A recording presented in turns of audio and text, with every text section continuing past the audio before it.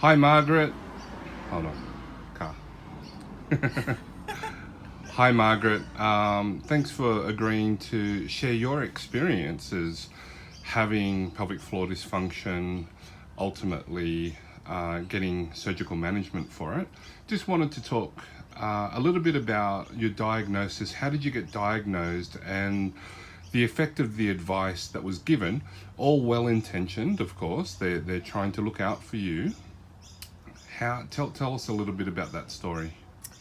Well, it started off that I wanted to be able to play netball um, without leaking, and it was a pretty important thing for me to be able to find a way of being able to continue something I love doing. I went to see a specialist women's physiotherapist who recommended that if these exercises did not work, then that I ought to not play netball anymore. So that sent me into a little bit of a dark place, um, having given up a lot for the kids. I didn't want to give up my netball. So I then went to a specialist gynecologist slash, I think she's a urologist, who said that she could operate and fix some issues. So some of the issues were prolapse, which was causing some discomfort as well as some leakage, and she then operated in December 2016. And what about the advice after the surgery as well? What were you told that you can and can't do? Well, the surgeon was quite positive that her handiwork was going to work. However,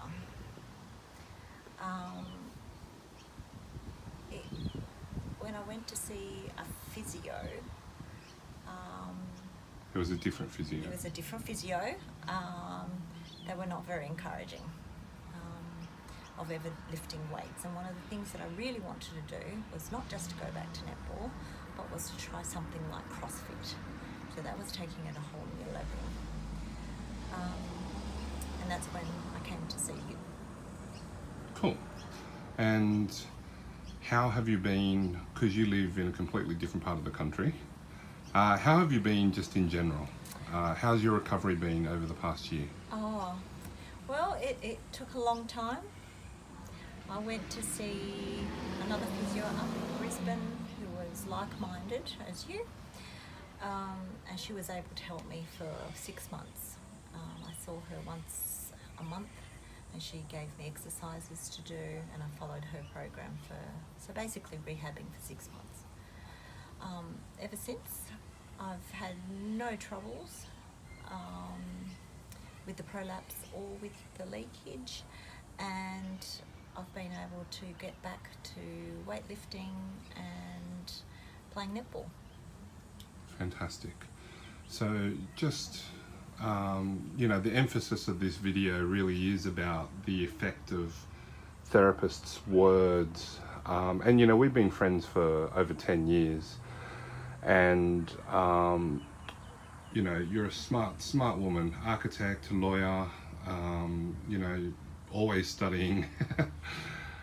What would you say is the best advice you could give physios and other health professionals who are helping women with these types of problems?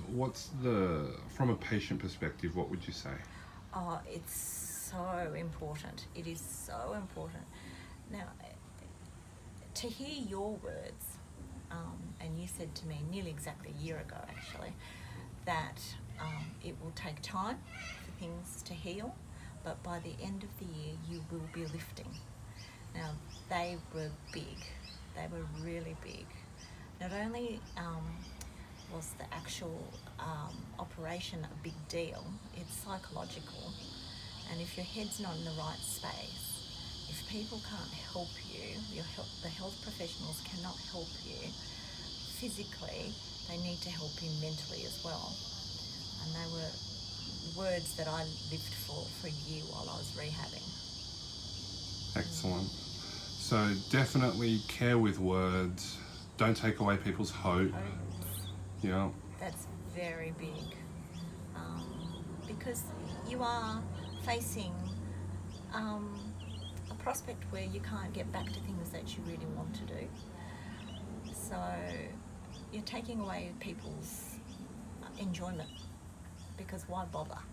Yeah. You know, if you can get told periodically that you're doing a great job, that you're following all the exercises, that you're going to get better, and set a goal, then your head is in the right space and your life is so much better. Yeah. Fantastic. Thank you very much for sharing your story, Margaret. Thank you. All right, catch up with you again later. See ya. See ya. Bye.